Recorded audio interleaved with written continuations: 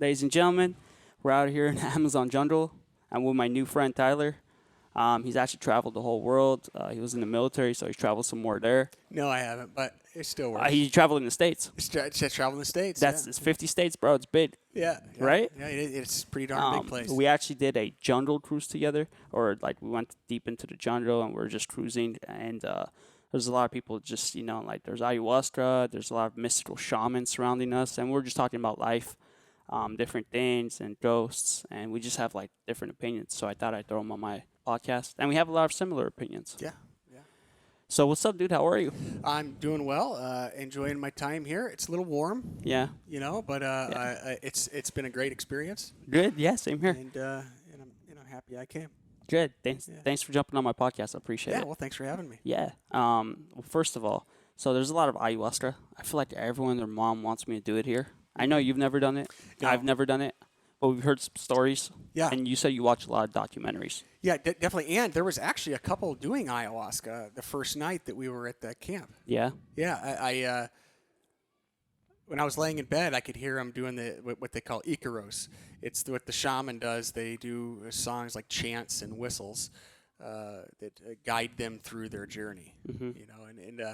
And I asked the tour guide the second night, what was the whistling and the chanting? I asked him if it was Icaros, and he says yes, it was. That was Icaros. There was the couple from Canada was doing ayahuasca, and I think you knew that too. Actually. Yeah, I did. Yeah. They told me they had like a mystical experience. They saw themselves. You think that's a good thing, bro? Do people come down here and just do ayahuasca? Do you think I feel like some people need it. They say they're war vets. They have PTSD, and I feel like some people just come here, they're trying to escape something. So it's kind of like cheating for them. Yeah, well, what I'll say is I think there's something unique about psychedelics. DMT, which is the active ingredient, that's what makes the ayahuasca what ayahuasca is what gives you the visions and stuff like that. I think there's something self-containing about that. So even if let's say they were coming down and they didn't need it, okay, I still think that it taught you what you needed.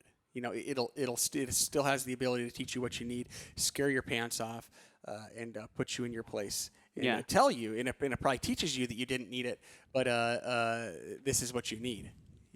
I feel like a lot of people told me this, but ayahuasca, it doesn't give you what you want. It gives you what you need, like you just said. Absolutely, yeah. So, Yeah. So sometimes people come here, they're trying to have like a mystical experience, have something cool, and they take you and they just see their dad beating the shit out of them as a kid. Sure. And that's something they need to overcome. Yeah. To move on in life. Sure. And they don't want to see that, but they need to. Yeah, but they have to. Yeah. Well, you're stuck here for 12 hours now, type of thing. You have to, it'll get you through it. It'll force you. What was that guy that you told me to watch this documentary with, that guy Hamilton Morris. Morris. Oh yeah. He does a show on Vice called Hamilton's Pharmacopoeia, I believe. Mm-hmm. And I think he's a chemist. I think he's like a chemist. And he is a chemist. Yeah. And he travels the world, and he just tries the things that people do in those parts of the world to get high, or to have mystical experiences, or what it may be. Like Mad Honey.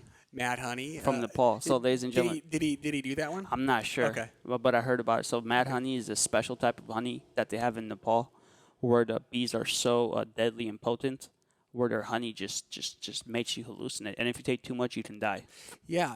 I think it's similar to absinthe. It's the chemical that is active in absinthe. Wormwood, I think. Yeah, right? wormwood. Yeah, I think it's similar to the chemical that's in wormwood, and I think it's the bees get that from a certain flower. They get the pollen from a certain flower, and then it produces that honey, and people get really messed up off of it. So before we jumped on, we're talking about cults. Cults. And what state are you from again? I'm from Iowa. And there's like a couple of cults there that have stayed from like the 60s. Yeah, it was like the 60s or 70s or something back then. You said a Ramdas cult? No, it's the now I'm drawing a blank. No, they're in Fairfield. It's the Maharishi. Maharishi. And I think it has a lot to do with Hare Krishna. Okay. And a lot of meditation and. But why do you think they're a cult? I'm just wondering. Like, do they do cult stuff? Well, maybe I just throw that word around, cult, maybe too loosely. But it's definitely not a traditional religion, and Yeah. it's a way of life, and they have their own. They have their own town. I think they call it Vedic City or something. It's north of Fairfield. Does the guru bang everybody's wife? Like, what happens I there? think there's a lot of fornication going on in there. Yeah, Really? I think, but I don't know because I haven't been there. Yeah, But yeah, yeah. I do know people that have messed with it.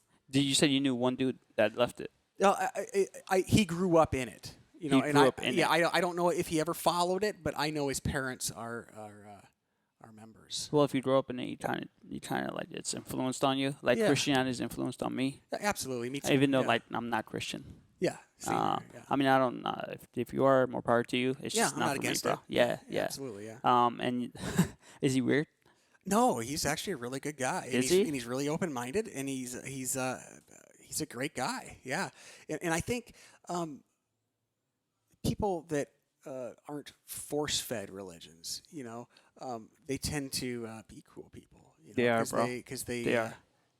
they're basically given an option, and they understand options. That's and, funny. I met a guy before I came here up in south of Peru, not up and down south of Peru, and it was a little town. He was like a Muslim guy from Morocco, Okay. and he was drinking a beer. I'm like, hey, that's haram. That's like Arabic for like a sin.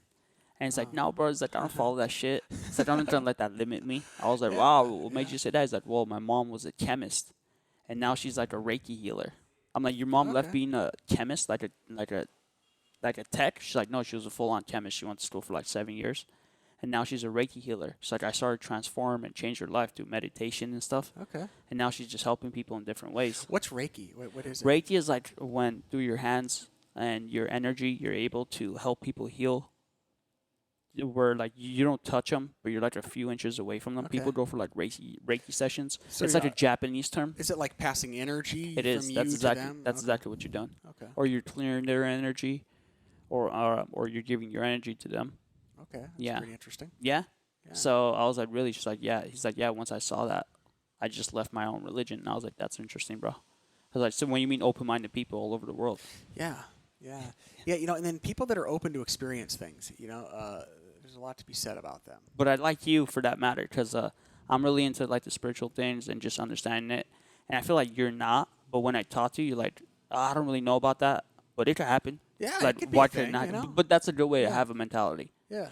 When I talk to these doctors and physicists and like people in the scientific community or the scholarly community, like Sure. like PhD students, they're like, no, that's never gonna happen. That's impossible. I'm like, how do you know it's impossible, bro? Well, Like they're it just looking hasn't at- happened yeah. yet. It just hasn't happened yet, maybe. Yeah, for sure, or we haven't figured it out, right? I heard, I think it was like a Catholic priest talking about how he said something like supernatural just means science hasn't figured it out yet. Yeah. And I'm like, oh, that's a pretty good point, but, that's a pretty good point. Yeah. Yeah, that's well, a good point. I titled my podcast "Magic or Science," Mm-hmm. but honestly, magic is just science we don't understand yet. Sure. Imagine 500 years ago, where you live, you showed someone some pictures on your iPhone, Oh, bro. They would burn you absolutely. at the stake, Yeah, that and would probably be- yeah. or first they would throw you in the lake, and if you could swim back, be like, he's a witch. Yeah, right. Let's yeah. burn him. Sure. That's exactly what happens. Yeah. Well, speaking of witches, you said there was a pagan community there too. No, the community I meant was the Maharishi. That would be the pagan. When you asked me a cult, huh? And I'm like, well, maybe I just mean it's pagan. So a pagan means if you look at the classical sense of the word pagan, it just means anybody that wasn't Christian. Okay. So You sure? Because yesterday you mentioned something about there's pagan people doing pagan things. There was a different section where they're very reserved. I don't know. I think I kind of Maybe I'll remember the come back. I think I remember the conversation. And I remember the conversation. I think a little, but sometimes I kind of go off and I don't really remember what I said. But I'm sure I meant what I said, but I just don't remember what we were talking I'll about. come back, bro. Okay, No yeah, problem. As far as supernatural, have you seen anything supernatural? I have not. No. At least you're honest. Yeah. Yeah, and I'm the type of guy that I'll believe it when I see it, but I haven't seen it yet, so I don't necessarily believe it. But I also don't necessarily think, Disbelieve it. yeah, I think that it's impossible. But ghosts, people do believe that they saw them, and people, and I believe that people believe it, but I just haven't seen it or experienced it, so I don't I've necessarily never believe seen a it. ghost. Yeah. Once I was meditating in a meditation group. I'll be honest, like I saw my grandpa, and this is like very real. And it was like you kind of have to like let go of things type of meditation. Mhm. And like when he died, I kind of held on to that pain because I didn't know how to deal with it, bro. Sure. Like when someone dies close to you, you just don't. When you're younger, you Yeah. don't have the tools, and you don't have just the tools to deal with it. Sure. Yeah. You're just sad. And I saw him like kind of like I felt him kind of like touch me on the shoulder, like it's okay, and I just cried my heart out. But I don't know if I literally saw him there, felt it, or it was something in my subconscious that needed to be let go. Absolutely. Yeah. And there's a lot of people that experience that doing ayahuasca. Like Yeah. that's a very similar, Yeah. it's something that a lot of Yeah. people experience. But I feel like, man, that's like a crutch. Not more and more that people are leaning towards Sure. It's ayahuasca. definitely easier to get there. Like, Well, we're here, bro. Like yeah, not there. Here, yeah, literally, we're in Iquitos, yeah, and this is like where it grows. We were in the jungle a few hours away, where literally it's like, oh, that's the plant, and that's the other plant, Chacruna, yeah. chacruna plant, and that's the Chacruna, root yeah. of that plant. You put that together, you boil it, you have ayahuasca. Like, oh, okay, cool. Yeah. That's as pure as you get in Yeah. Peru. And when I say you get there faster, I meant, Yeah, if you spiritually. meditate, it may take you, I don't know, weeks or months to get into Yeah. deep meditation. Whereas ayahuasca, you just drink this cup, Yeah. and you're there for 12 hours. Yeah. You know, I think it's cool for probably most people. it's more of a shortcut. Yeah, for the first time, because like honestly, like people with pain, they don't really want to meditate and stuff, Sure. or people with PTSD, they need the fix, and that's cool to do it once, and it helps you out. But I feel like they keep going back and keep going back.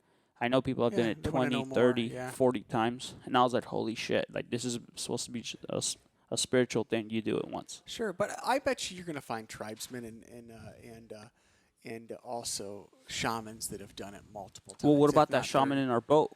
Yeah, he probably does it, and I think shamans during the ayahuasca ceremony they do it too.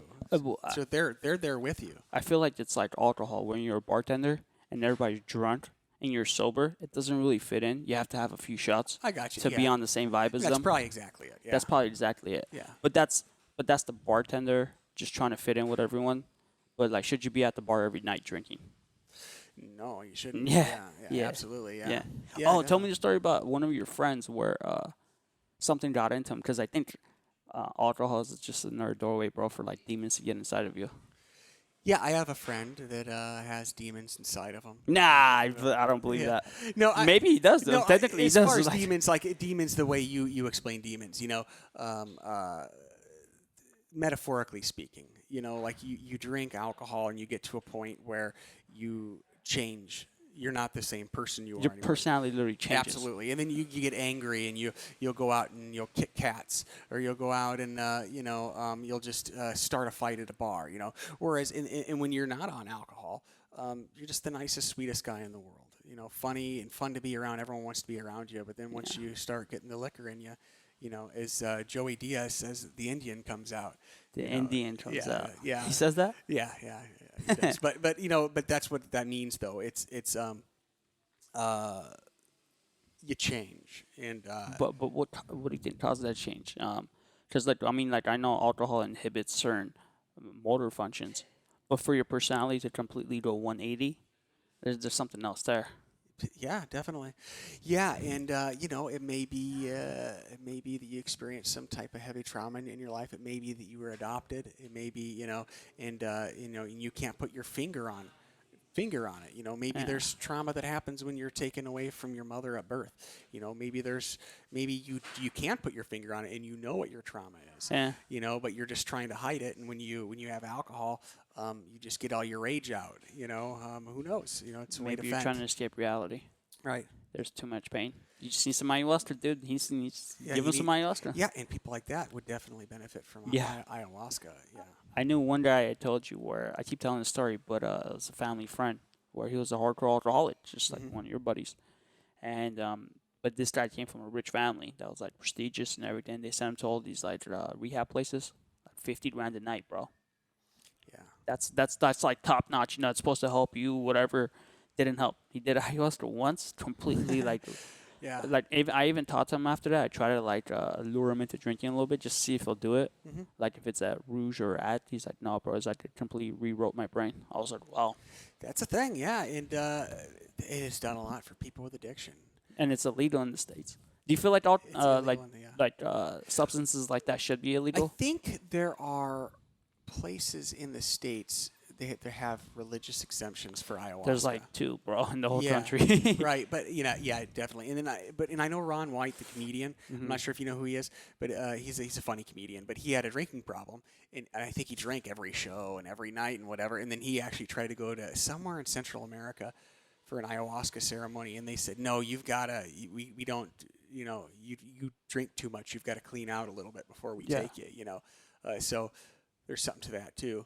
They didn't help him? No, he did do ayahuasca. He did end up doing what he had to do, and he found another place or something, and he's no longer an alcoholic. So, that sobered him up? Yeah, yeah. Oh, okay, okay. he Yeah, did. yeah. He That's got the point. It he's sobered him up. Yeah, he has a success story from that. A lot of people have, and there's also another drug or I don't know, plant medicine over in Mexico. Africa. No, Oh, over in Africa. I know what you're talking It's about. called ibogaine. Yeah, the Iboga tree. my friend that's into the whole neuroscience field, he was into painkillers. Okay. They don't let you do in the Iboga, States. yeah. He went to Mexico and he did Iboga. Yeah, And they do it down there. Yeah. I was like, hey, bro, did that sober you up? He's like, yes, 100%. I was like, are you fucking kidding me? Yeah, and that one they have scientifically proven that it inhibits the pathways. Not inhibits the pathways. That isn't the right terminology for it, but it suppresses the cravings. Like it. So for him, what he said was, it doesn't inhibit, it completely cuts it, bro. Right. It cuts Yeah. the pathways Yeah. of him wanting to do it. But he's still like, his body was still throwing up.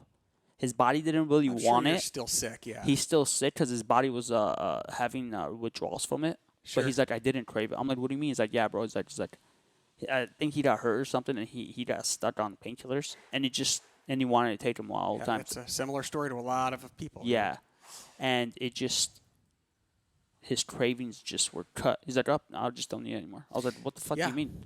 And I've also heard it explained because it does make you sick too. Ibogaine makes you really sick, and it makes you puke and purge and all the bad things that come along with purging, and for the whole experience. And I think it makes you see every bad thing you've ever done, every mistake you've ever made in your life. All at once, like your life flashes before your eyes during your car accident. Yeah, throughout the whole experience. And so I think it's such a bad experience, and it makes you relive all the really bad experiences in your life that you've decided that I don't ever want to make a bad decision again. And That's awesome. And yeah, That's awesome. And opiates are a very bad decision. Opiates are very bad. Some people do need it temporarily. Sure. Yeah, they're week, 2 weeks after surgery, but after that, then you just get cut off, bro. Absolutely. They just hand it out like candy. They do. And the pharmaceutical companies, they know what they're doing. They could come up with a solution, but they don't. That sucks, bro. But that's one thing that bothers. I think that's why there's a push for all these psychedelic drugs, because honestly, there is a very high success rate, like LSD, ibogaine, even ayahuasca, bro. It just cures people. But here's the thing: you can't really make too much money off people if you cure them. Yeah, if you cure them, yeah. So you need to keep them on the hood, bro. Sure, That's sure. fucked up. That's just greed, though. Absolutely, yeah. And I think they're using in the States now too MDMA for trauma. They just started that like 2 weeks ago, bro. Okay. Yeah. Okay, but for like PTSD and stuff. Yeah, they just started. I know one of my manager's wife was using ketamine for PTSD. Ketamine too, yeah. That I've helps. been seeing ads on Facebook for it. Really? It's like, man, why are you targeting me? What am Maybe I? you were talking about it. Or maybe the documentaries that I watch with Aubrey Marcus and stuff like that. Maybe not. Yeah, but maybe it pulls things up. Yeah, I really, really hope that the federal government passes those what do they call it, class 1 drugs, so people can actually get the help that they deserve in the States. Because I don't want the whole Reagan thing to happen again after Vietnam. All these homeless people. Because if we do have a cure, and the cure is okay, whatever, it's a legal substance, people do it once in a controlled environment, and they're good. Sure. Like they're good, then they will become a healthy individual in society. and that just benefits society, bro, and it makes Yeah. America stronger and better. Versus Sure. a bunch of fucking drug guys from Los Angeles. Definitely. And I think, too, it depends on how bad your trauma is and how bad your addiction is. Because sometimes I think you need more than one ceremony, more than one treatment. But still, if you can do a handful of treatments and cure a lifelong's worth of trauma, Yeah. what the hell? But I feel like not only are those people poisoned, they tend to poison other people. Absolutely. Maybe they poison their wife. Absolutely. They poison their kids. Their kids. I mean, like emotionally and psychologically, And you know. screw them up psychologically. Yeah, and then seriously. they have the same anger problems when they get older, Yeah. or the same lashing out. And guess what? They turn around and do it to their kids. Yeah. And what happens to our society? It's a vicious cycle. Yeah, what happens to our society? Yeah. Because, I mean, I think Iquitos is nice, but I don't want to live here, bro. No. It's a fucking slum. No, you go about it's a 3 slum, blocks bro. that way, and you got to worry about getting mugged. Yeah. Yeah, it's a slum. Like, Yeah. honestly, like, we're sitting in a nice cushion. Actually, a hostel. It's not the best. But literally down the street, there is huts of how people live. I'm sure if they had a better opportunity, they would take it, bro. And Yeah, we have that, so absolutely. I want to give that to other people. Yeah, and maybe they don't even know how good we've got it. Yeah. All they know is Hollywood movies. Well, the sad part is in America, most people don't know how good they've got it. Absolutely. Yeah, they And- need to come to a place like this. Yeah, bro. That's why I like traveling. Me too. Like, you're even telling me that Cambodia, how people are like poor and there's no cats and dogs because they eat those cats and dogs. Yeah, you don't see cats and dogs in Cambodia. Yeah. Right. But going to places like that really humbles you. You're like, thank God I have this. Definitely. Absolutely. It always makes me so happy when I get home. And like when I was riding back on the boat today, we were coming to shore in Nauta, and I saw this, like, just a couple, like, really like hungry dogs. Like they were just skin and bones, barely had any Like hair. street dogs. Yeah, probably had mange, and I just thought, I just want to get home and hug my dog. Yeah. My overweight, ADHD, happy as hell, loving life dog. Good. Because I'm just so glad she never has to experience what these Yeah. dogs have to Yeah. experience. And in the States, they even have shelters, bro, for dogs. They do, yeah. They don't have shelters here. Like, these Right. people can't even eat. Yeah, absolutely. Yeah, they don't have shelters. But what I'll say is in the southern part of the state, like in Lima and Yeah, it's nicer there, bro. and in Cusco, they really take care of the street dogs. Yeah, They're yeah, all yeah, overweight. They are. They're all happy. Yeah, None they of are them happy, fight bro. each other. Yeah, yeah. Iquitos is like the Wild Wild West. Because It's we're like in the Cambodia. we're in the fucking jungle. Literally, we're in the jungle. Like Yeah. literally, we're in the Amazon jungle right now. Yeah, and it's going from Lima to here, you definitely take a step back about 15, 20 years. Like I haven't been to Lima yet. Oh, That's the okay. capital, ladies and gentlemen. It's like L.A. compared to L.A. Yeah, sure. Yeah. Sure, yeah. Yeah. Okay. I'm sure you got some really slummy parts, but the part Miraflores where we're staying, Yeah. that's it's fine. Good. There's a casino like 2 buildings down from the hotel I stayed in. Cool. So Cool. Do you have? You say you had a question for me, or a question or two? I did. So have you ever had anybody on the podcast that speaks in tongues? No, I haven't. Yeah, that's right. Okay. That was the question. Yeah, you should definitely you should do that because I'd be very interested if they would be able to. I would be very interested on your take of it. Like if you think if you think that there's some science behind it, or if you think that they know that they're full of shit. Yeah. I mean, here's the thing. If I bring people on my podcast, I'm going to question them, bro. Okay. I'm just that type of person. Yeah, gotcha. Yeah. I don't like taking things at face value. I just want to question them. Not because I just want to challenge them. I mean, maybe I do a little bit, but it's because I just want to learn more. And I want, like where's the science behind it? Or if it's so good, why can't I do it? Like, why? Right. Or, like, why are you the chosen one? Yeah, and if it's so great, why can't why can't they replicate it in a lab? Like why can't Oh, by the way, remember I was telling you about the Kundalini breath? Yeah, They the Kundalini can breath. replicate that in the lab. And I believe that because you have the Wim Hof method, Yeah. of breathing, and Yeah. and I saw a Joe Rogan podcast where he got Joe to like hold his breath for. Who, Wim Hof? Yeah, he got Wim Joe. Hof has been in Joe Rogan? Absolutely, I think maybe even more than once, but I know for sure once. And he got Joe to hold his breath for like I don't know 3 minutes, 5 minutes, something like that, just by simply teaching him a breathing technique, and and I have done the Wim Hof method, and you do kind of hallucinate. You do kind of, with your eyes shut, your vision does kind of do some weird things. Did you have the hands that are like frozen? No, I didn't do it too deep. I just did it just to experiment with it a little bit. Because I've taken classes on it. You're gonna like this. It was mini. It was 30 minutes of those type of breathings. It was this guy that designed this whole way. It was kind of like he was taught by Wim Hof in Utah, and then after that you jump into the ice bath for 5 minutes or 10 or 15. Yeah, I've done 20, bro. Yeah, Actually, I've done 15 the most. Okay. It was literally to my neck. It was snowing, and I have pictures. But when I go back, someone sent it to me. He's like, I know you were asking about it. So it's called holotropic breathing, where it gives you a full-on DMT experience, where you do it, the breathing. You said you haven't done it for a long time, but it's an hour and a half. Yeah. So how long did you? So you're exhaling all the air out of your lungs and then filling them back up, right? And then exhaling it all. Not out. all. It was like you suck it in to your diaphragm, to your stomach. It's not to your lungs, and then you go. Okay. So when you suck it, you just let it out, and then you do it again, you let it out, and you hold it for a minute. You let it all out. You hold it for a minute, and then you let it all in. You hold it for like a minute, and then you do it another cycle. Okay. That's his method. So the holotropic breathing releases DMT. The proper way is about 3 hours. Wow. 3 fucking hours. So there's one guy doing it laying down, or a girl, or a woman, whatever. And there's one person orchestrating it. So you're going to get tired within those 3 hours, and they keep pushing you. And apparently you have a full-blown, like, DMT toad experience. Okay. But it's 3 hours of pushing it. So the guy that invented it, he used to work for the CIA. He was a scientist. Interesting. LSD. He's the one that conducted the experiments, MK Ultra. MK Ultra. Yeah, and all that stuff. And so what happened is when they deemed this illegal, they got rid of everything, took the LSD from him. Like, this is a class 1 drug. Yeah. So you can't do this anymore. He's like, what the hell? How am I going to get my fix? And he did a bunch of experiments, this, that, and he found out just the breathing alone causes the chemicals in your brain to, just reactivate itself.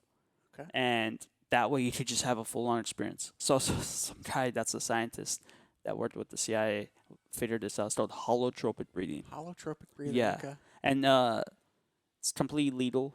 Because you're getting high off of your own supply, bro. Yeah. There's no like you can't definitely. take a piss test. It's fine. It's like it's there anyways. Yeah. Sure. Yeah, that's it's pretty interesting. I'll have to look into that. Yeah. Holotropic breathing. Yeah. Okay. Yeah, I've read about it, and there's some popular people in Los Angeles to do it. But I think it charges like $500, bro. I'm going back for like a 90-minute session. My first time that long. It's like $69. So it's less than LA, bro. What can I tell you? Yeah. Yeah. Of course, they're gonna they're gonna make their money. Yeah.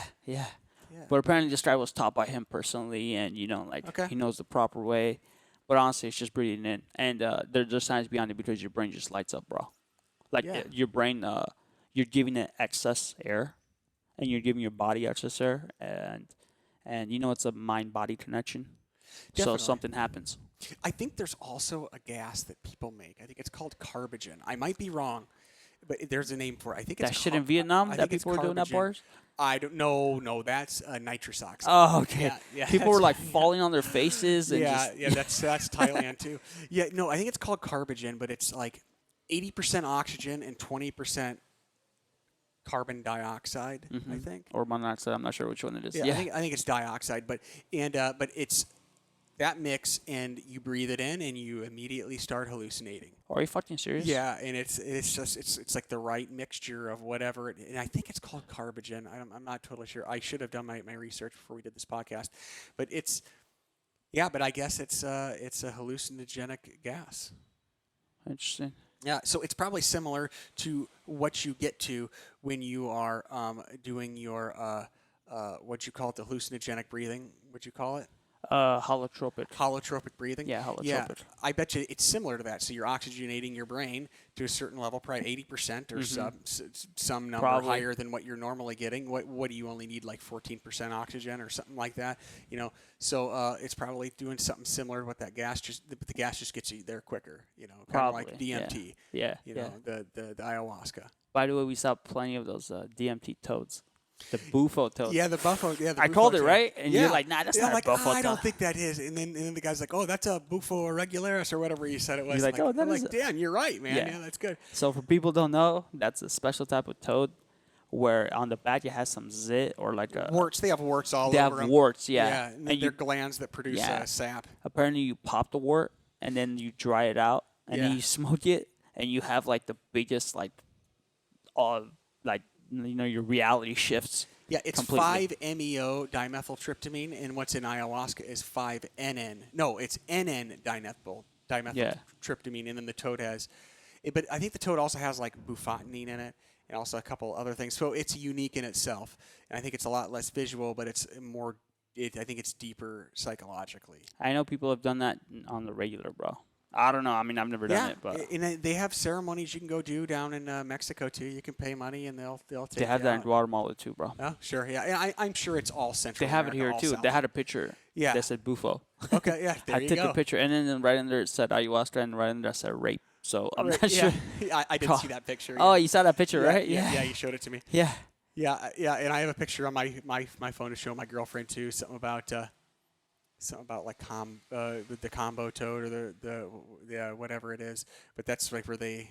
Oh yeah. So Yeah. where they detox you, but I feel like all that stuff is like people come here out of the way. They could do that at home if you're just not lazy and like actually like persistent Sure. and tenacious. You could just do all that stuff by yourself, bro. You don't need to come do a toad, get really sick. You could just stop what you're doing. It might be a little harder, but if you figure out the why, awareness, then you can totally like overcome that. And yeah, everyone has addictions, or some people have body, or some people have psychological trauma, but you can overcome that. And you should always ask for help. You always ask for help. Yeah, anybody out there too. If you're feeling sad, whatever, always ask for help. There's nothing wrong with that. No. Not at all, bro. Anyone I've ever talked to, if you ever need help with anything, ask for help. I think sometimes it's easier to ask a complete stranger for help than your friends. And if it is a complete stranger, just ask them. Yeah. The worst they're going to say is no, and then find somebody else. Yeah. Eventually someone's going to want to help because Got it. Yeah. it's not worth the ultimate sacrifice. It just Yeah, definitely.